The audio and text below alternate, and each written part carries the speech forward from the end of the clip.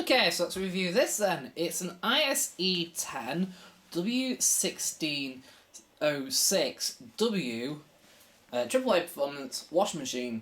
So it's got 1600 spin, 7 kilogram load, energy rated, a wash, and all that.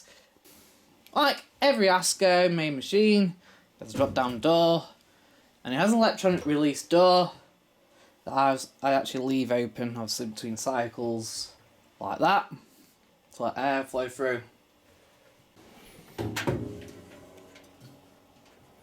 These drum paddles can be removed, so you can get to stuff that may have been fallen underneath here and be stuck between the drum and the outer tub. The outer tub is made of stainless steel, and it has quattro dampers, so that's 4 dampers to hold the tub up. So we switch it on, and it will go back to the last program used, which for me was coloured cotton at 40. I was washing my darks. So it has 10 programs. We've got heavy cotton, which can go all the way up to 95. It includes a pre-wash before the main wash, and does 5 rinses instead of 3 as well. Made for 7 kilos, and has a very long main wash. Right, you also have variable temperature. We've got cold, 30, 40, 50, 60 and 95 degree options. Obviously the time goes up, the higher the temperature. We also got variable spin of 1600.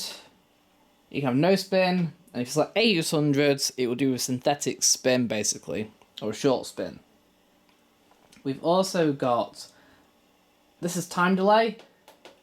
It's basically in hours, so when it says 10, it's 10 hours. And we can go all the way up to 24 hours. And then it goes off. Right. White cotton, it's preset at 60 because that's what I last used. Now this is the thing, every time you select every program as well, it will save whatever options you use with it as well. So if you select white cotton at 40 and you go back to white cotton after using different cycles, it will go back to 40. So it remembers. White cotton at 60 is actually also your eco program for this machine, not Cotton Eco, which is the next program. I'll explain a little bit more about that in a minute. So this has a long main wash, followed by 3 rinses, and its fast final spin, made for a 7 kilogram load. You got variable temperature from cold all the way up to 95 on this program as well. Then you got Cotton Eco at 40 degrees. This is where I said it remembers what options you've used. So last time I used this, I say at 800, so it's remembered. It naturally goes up to 1600 RPM because this is a Cotton's program, but it's actually, despite being called Cotton's Eco, just a short version of the white cotton cycle. So it does a short main wash, followed by 3 rinses and a final spin. I'm not sure why it's called Cotton's Eco though. And he's made to wash 7 kilos. Coloured cotton is made to wash a half load of cotton. Again, a short main wash followed by 3 rinses and a final spin. But if you notice that the times are pretty similar, if I up that to 1600 and then I flip that back over to coloured cottons, it's the same time roughly. Now, this is something very interesting. It remembers how long the last cycle was. So the less washing you put in, the shorter the cycle will be. But the thing is, when you go to reuse that cycle, it will remember that length of cycle when you use that smaller load. So program times change literally every time, which is a little annoying. Again, coloured cotton can go all the way up to 95 and is made for a half load. Then we've got quick wash. Now this is where it gets really interesting. So I tried to use quick wash with cold and 800 RPM. It said 15 minutes at the start and it took 34 minutes. What's interesting about quick is that you can actually use this all the way up to 95 degrees. How cool is that? And it also goes up to 1600 RPM. It's made for a half load of lightly soiled laundry and does 2 rinses, but does the full final spin as well. I think it does a shortened final spin, not too sure. Yes, it does. There's a shortened final spin, but still goes up to 1600 RPM. Then we've got synthetics, which again can go all the way up to 95 degrees. It's made for a half load of synthetics made material. It has a limited spin of 800 RPM, just 3 rinses with no spins in between on the rinses, and then a short final spin.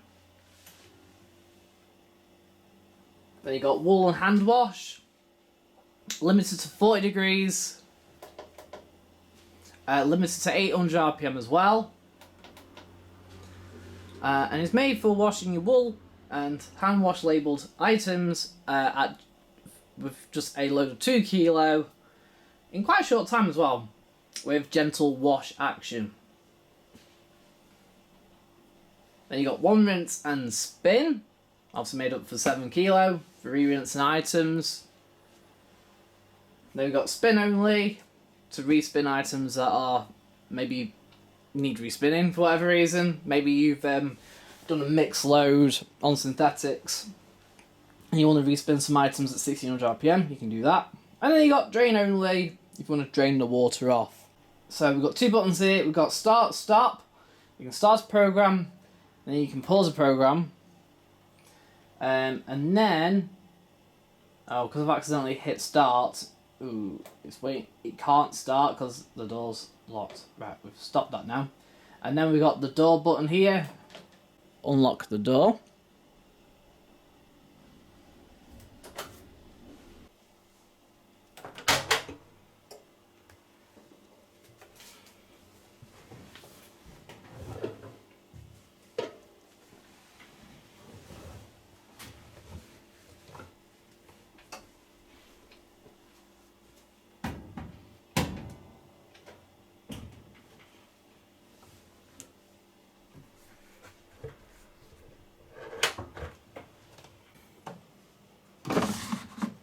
Now, so this is our detergent drawer, and it's actually labelled at here what each compartment does. So the biggest one is for the main wash detergent. If you select heavy cotton, you have got to put detergent in both the main wash and the pre-wash compartments, and then you can add fabric softener if you wish, which we'll do here.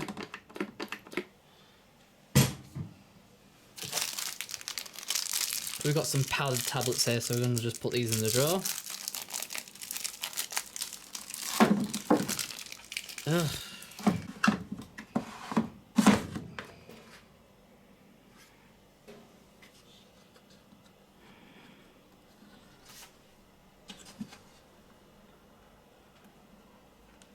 Ah, rats.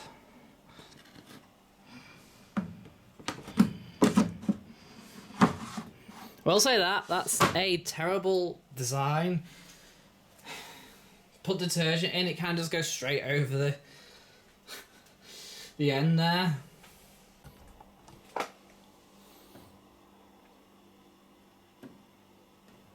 Actually, I'm going to select on Eco and select 60.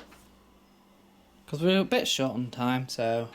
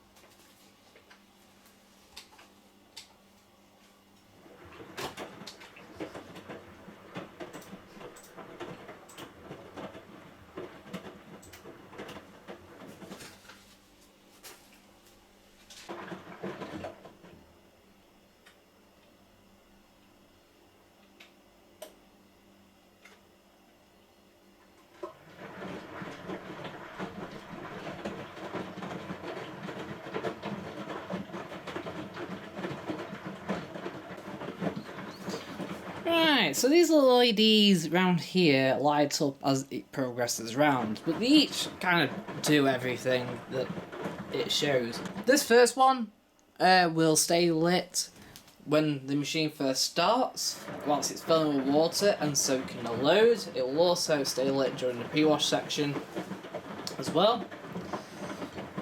This one will light as we are now during heating stage. You've then got this one down here, which is for the washing stage / end of the wash. So because the quick cycle doesn't actually have a wash stage, when it goes to do its drain, it will automatically go to there. So that will remain lit during washing, and then its first spin after the main wash, if it has one. This one will remain lit during the rinses, apart from the final rinse. This one here will be for final rinse only, and this one will remain lit for its final spin. And then at the end, they all are lit, and this will come up end at the end of the cycle.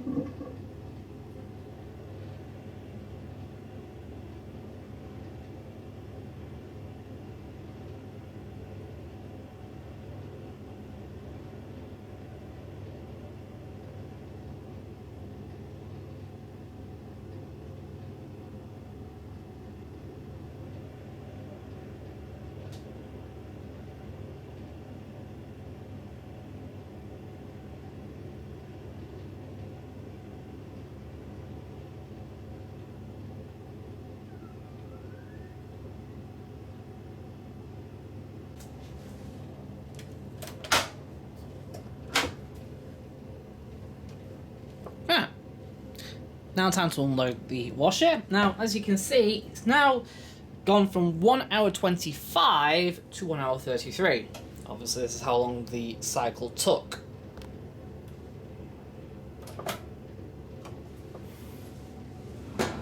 Still, due to its incredibly long spin, these are incredibly dry as well, which is great. Some 1600 spin machines say 1600 and end up with poor results. Not in this case. One downside though is excessive creasing quite often.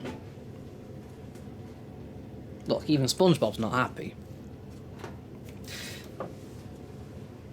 And this is a criticism for quite a lot of these machines. The other criticism is vibration. Now, this kind of vibrates anyway because the control panel that sits in the bottom of the machine sits in a bracket that is broken. So it's kind of loose and rattling around in the bottom there. But even so, there's just general vibration, full stop. With any Asko main machine. What was quite interesting there when I was using it is I was quite surprised how high the water level was on the rinses. It came up to here, which is quite unusual because any other cycle, and it tends to be much lower, it tends to be below that. I've also noticed that it doesn't suds up anywhere near as much using the same detergent in other machines. Which is a bit bizarre, really. I like the detergent drawer, apart from the fact it falls out. There is supposed to be a liquid little thing that goes in it, but this one doesn't have it. It's because obviously I bought it used, broken. And then there's kind of like the side of the longevity of these. Some of these are really well built and last for ages without any problems, but quite often the drum bearings go, usually. This one was one of them. And then obviously you got just the rattles that you normally get. So it's a bit of an odd one to place out of 10.